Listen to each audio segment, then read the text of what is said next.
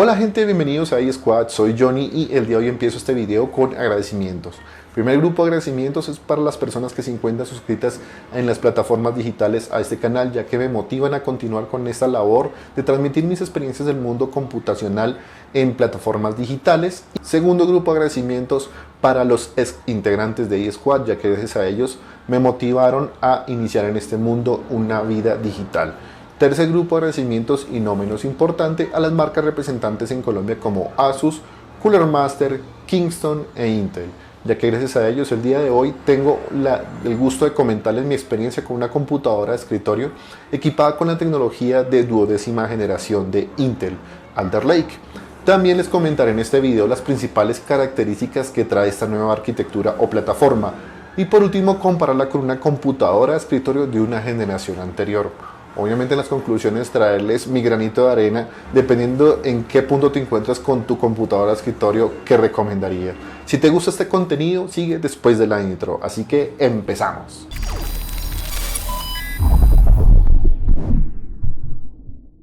El pasado noviembre de 2021, Intel hizo el lanzamiento de su familia de procesadores Alder Lake con nuevas placas base y chipset Z690 y nuevos zócalos o ranuras para expansión de memoria DDR5. En esta primera parte del video voy a comentarles las características principales de esta nueva arquitectura, empezando con su proceso de fabricación, el número 1 o característica principal. Pasamos de los 14 nanómetros de sus generaciones anteriores a un proceso de 10 nanómetros. Bueno, realmente ellos llaman el proceso como Intel 7, pero realmente es un proceso de 10 nanómetros. Muchas personas se preguntarán, ¿y esto qué quiere decir? Cuando se reduce el proceso de fabricación o cambia el proceso de fabricación a un valor menor, lo que se obtiene es un mejor consumo energético y una mayor cantidad de transistores o componentes incrustados en la oblea de silicio o die del procesador. Hablando de arquitectura, en este caso la 12ª generación trae un cambio sustancial en cuanto se refiere a la implementación de los núcleos. En esta ocasión Intel ha implementado una arquitectura híbrida y esto quiere decir que vamos a tener dos tipos de núcleos en los procesadores de 12ª generación. Los núcleos de toda la vida de rendimiento, los P-Cores, que van a funcionar a frecuencias relativamente altas dependiendo de la carga y las condiciones térmicas, y vamos a tener unos núcleos nuevos llamados núcleos de eficiencia o los E-Cores. Estos núcleos van a estar enfocados en las tareas más sencillas y no tan demandantes de nuestra computadora de escritorio o incluso portátil. Para administrar y definir qué núcleos deben ser utilizados en cada aplicación, Intel ha desarrollado una tecnología incluida en el procesador llamada Intel Thread Director o director de hilos. Esta tecnología está optimizada para el último sistema operativo de Microsoft Windows 11 y ese será el sistema operativo donde realizaremos las pruebas. En su día de lanzamiento los modelos más relevantes fueron el Core i9 12900K, Core i7 12700K y Core i5 12600K. A medida que se disminuye el modelo del procesador se van reduciendo las frecuencias máximas de operación y cantidad de núcleos. La computadora suministrada por Asus incluye el Intel Core i9 12900K con un total de 24 hilos de procesamiento.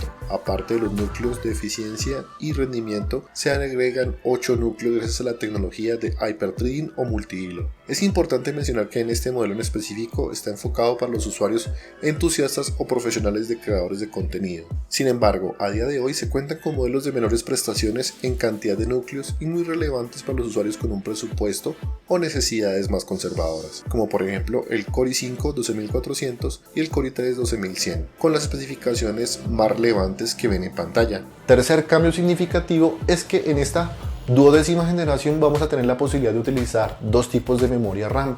Vamos a utilizar memorias DDR4, las conocidísimas, y las nuevas DDR5.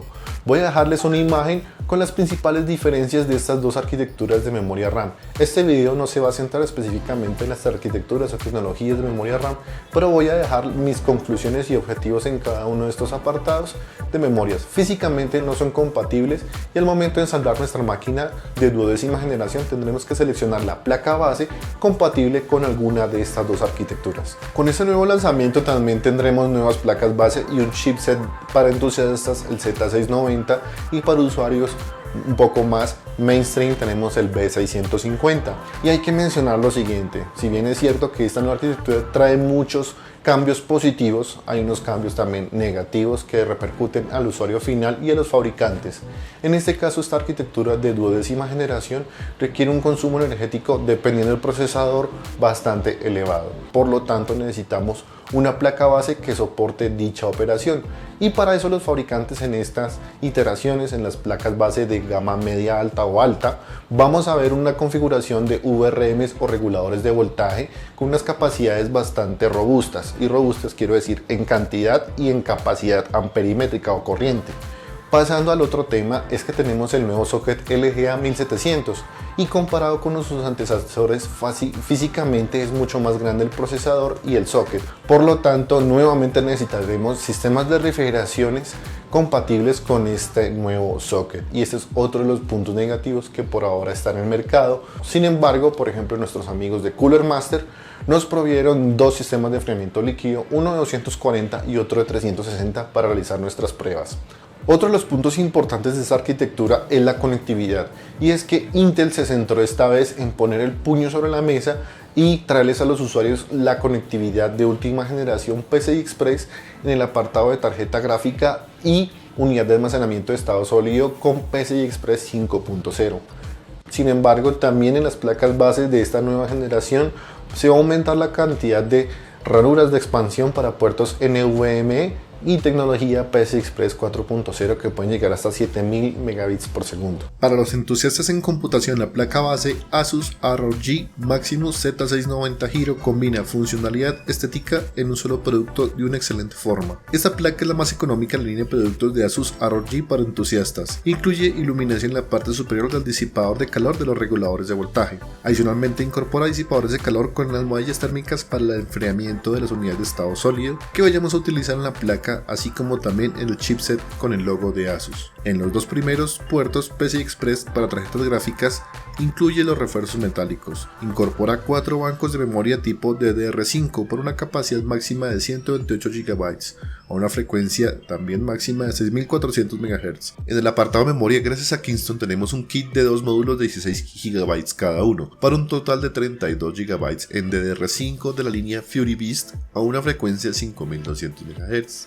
Gracias a Cooler Master por incluir el gabinete Masterbox TD500, la fuente de 650 vatios y los sistemas de enfriamiento. Nos vamos con las pruebas, no sin antes presentar a su contrincante, el Intel Core i9 9900KF de novena generación. En ambos casos usaremos el mismo chip gráfico RTX 3070 con dos modelos distintos de Asus y los componentes que ven en pantalla. Empezamos las pruebas con el programa CPU-Z, y en este caso hacemos la respectiva prueba del procesador monohilo y multihilo para cada una de las plataformas.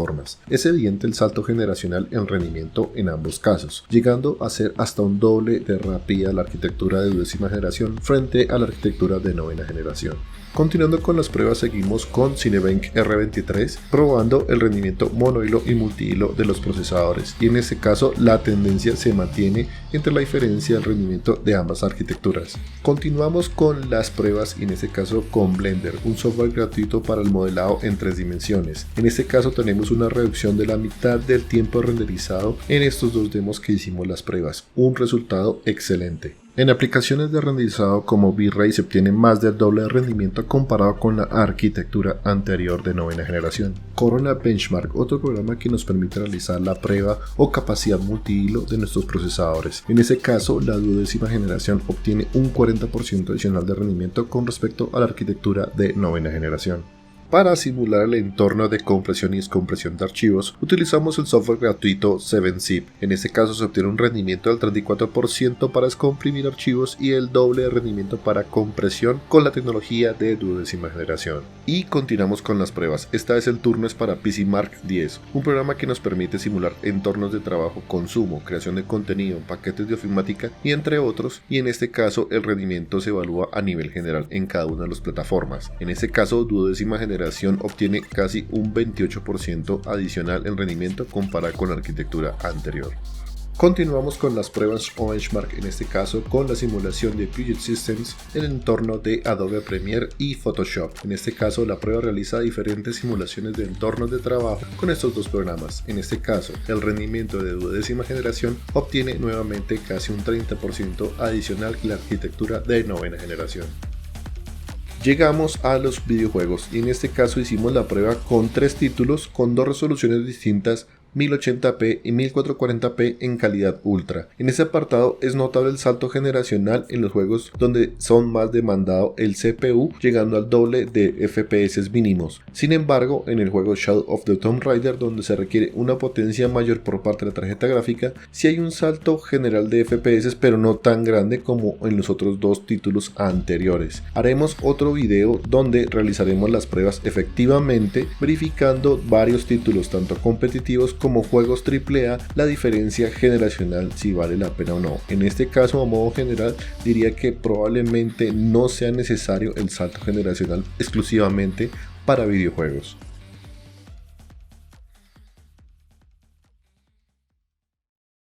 Y llegamos a la parte final del video donde voy a dar mis recomendados si quieres ensamblar tu computadora de PC inicialmente, teniendo en cuenta 4 tipos de usuarios. El primer usuario es de entrada, el segundo es rango medio, luego medio alto y por último ya gama alta, donde efectivamente el límite sería realmente tu bolsillo y lo que verdaderamente quieres invertirlo en tu computadora.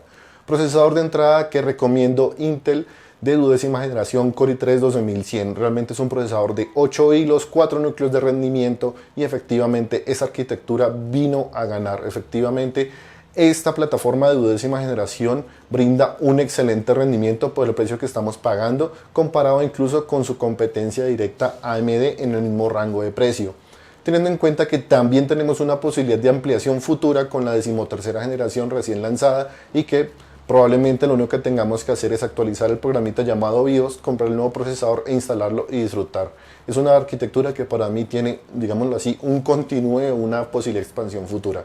En el caso de AMD, recién lanzado Ryzen 7000, hasta ahora está iniciando la arquitectura, es un poco más costosa y la verdad no me llama mucho la atención teniendo en cuenta que pues efectivamente su coste inicial para poder implementar la tecnología cuesta bastante con respecto a la arquitectura inmediatamente anterior. Pasando a la segunda etapa sería un rango medio, en este caso recomiendo el Core i5 12400, es un procesador de 6 núcleos, 12 hilos de procesamiento, cuenta con la tecnología de Alder Lake y estos procesadores que mencioné, el Core i3 y el Core i5 de entrada, no tienen los procesadores de eficiencia, tendremos que escalar un peldaño más para obtener esa tecnología híbrida de procesadores que comenté al inicio del video. Sin embargo, todos tienen los núcleos de eficiencia, de rendimiento, y en este caso la tecnología Alder Lake sigue siendo vigente, es un procesador todoterreno para todos los ámbitos y que realmente comparado con su competencia directa, la verdad creo que ofrece un mejor calidad-precio para los usuarios. Pasando un escalón más adicional para el rango medio-alto, ya tirando más a un nivel profesional intermedio entre videojuegos y productividad, un procesador todoterreno que para mí en ese momento ha captado la atención y se ha llevado todos los honores en muchas páginas y diversas canales de YouTube, es el Core i5 13600K. Es un procesador de 20 hilos de ejecución y en este caso tenemos las 3 mejoras de la 13ª generación. ¿Qué es la diferencia con respecto a la 12ª generación? La primera es el incremento de los núcleos de eficiencia al doble comparada con su arquitectura hermana de 12ª generación. Segundo cambio de la 13ª generación, se aumenta la cantidad de memoria caché y en este caso del caché de nivel 2. Esto hace que las ejecuciones del procesador sean un poco más rápidas ya que almacena una mayor cantidad de información.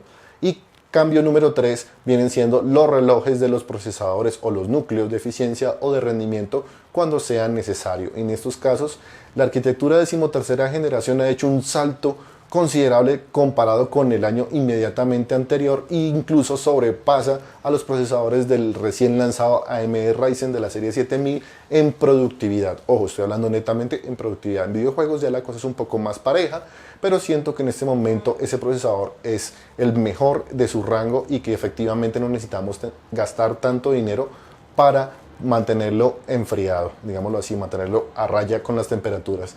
De ahí para arriba, para procesadores de productividad ya tenemos los Core i7 y Core i9, que son procesadores ya orientados a aquellos usuarios prosumers o usuarios o entusiastas que realmente tengan que gastar o quieran gastar ese dinero en los procesadores. La verdad es que un Core i5 es más que suficiente para un equipo todoterreno sin necesidad de gastar tanto dinero. Hago una mención especial en este caso al procesador para videojuegos en el menor precio posible. Sería el Ryzen 7 5800X 3D, que es el mejor procesador que a día de hoy se da la pelea con los procesadores recién lanzados tanto de AMD como de Intel de 13ª y Ryzen de la serie 7000, donde efectivamente la gran memoria de cantidad de caché que tiene este procesador le da para dar la batalla contra esos procesadores recién lanzados y ha eclipsado un poco dichos lanzamientos, haciendo que todo el mundo salga a correr a comprar esos procesadores y utilizarlos en las placas base que ya hay por ahí en el mercado. Hago la siguiente mención para aquellas personas que tengan una arquitectura AM4 existente y procesadores de segunda o primera generación que quieran hacer el salto generacional en rendimiento. Y en este caso, hace unos días AMD hizo el recorte de precios a nivel global de sus procesadores de la serie Ryzen 5000 y efectivamente, aunque en este momento yo como usuario prefiero la tecnología de Intel como primera opción o computadora desde ceros, la verdad es que la tecnología de AM4 sigue siendo vigente y en ese apartado siento que la arquitectura de Ryzen de la serie Zen 3 con los procesadores Ryzen 5000 sigue ofreciendo un excelente rendimiento para aquel usuario que no quiere gastar tanto dinero, y en específico los modelos Ryzen 5 del 5600X y 5700X y incluso el 5800X, que han recibido un descuento a nivel general, y cuando se suma a eso la placa base y la memoria de DDR4 tenemos un excelente rendimiento por el precio que estamos pagando. Bueno amigos, eso todo lo que tenía que comentarles acerca de la arquitectura de 12ª y 13ª generación, cuáles son mis procesadores recomendados y por ejemplo, la verdad hay que ser conscientes en cuanto a qué es lo que utilizamos en nuestra computadora para poder hacer el salto generacional, si vale o no la pena. Seguramente para mí Intel es, digamos, la mejor opción técnico-económicamente hablando, teniendo en cuenta un procesador todoterreno. No estoy hablando exclusivamente de videojuegos, sino todoterreno, es decir, a nivel de productividad y videojuegos. Siento que Intel ha dado con el clavo con esos procesadores de 12ª y 13ª generación porque tenemos una amplia variedad de stock en tiendas. También tenemos la compatibilidad de memorias DDR4 y DDR5 compatibles con esa arquitectura, y básicamente los procesadores de última generación, de 13ª generación, solamente necesitaremos comprar el procesador, actualizar la placa base, el programita llamado BIOS y ya está, utilizar el procesador de última gama con un excelente rendimiento. Las contras, las temperaturas y potencia de consumo. Obviamente Intel hace uso de ese tema de aumentar las frecuencias y aumentar la cantidad de núcleos a costa de un mayor consumo energético, pero obviamente por ejemplo el Core i5 de 13ª generación no requiere tanto dinero para mantenerse a unas temperaturas a raya. Bueno amigos, eso es lo que tenía que comentar acerca de la arquitectura de 12ª y 13ª generación. Les habló Johnny de eSquad. Compartan este video si les gustó, compartan este video con aquella persona que esté a punto de decidir o comprar su primera computadora de escritorio y no sepa por cuál procesador ir, dependiendo de su presupuesto. Les recuerdo que les habló Johnny de eSquad y nos vemos en el próximo video. Chao.